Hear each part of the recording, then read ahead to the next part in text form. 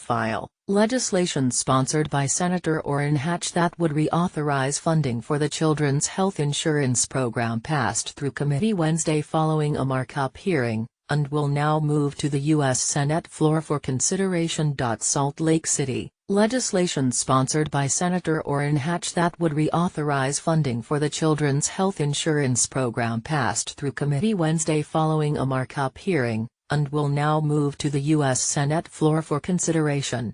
Today's advancement of the KIDS Act is an important step toward ensuring the children and families who rely on CHIP do not see a lapse in health coverage, Hatch, Republican Utah, said in a statement.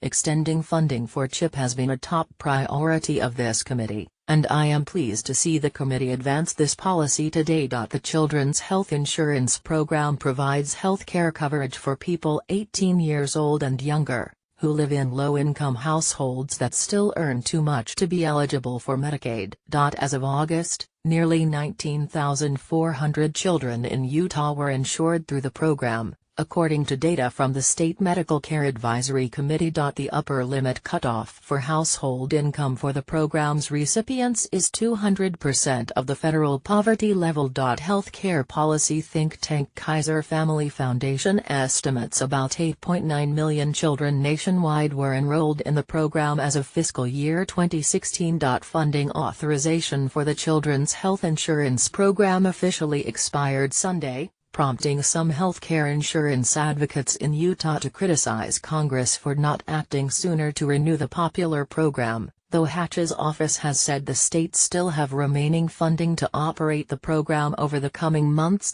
Utah officials also wrote the Centers for Medicare and Medicaid Services on September 15 seeking to clarify that Utah's program would cease insurance coverage for beneficiaries in the event that federal funds dried up.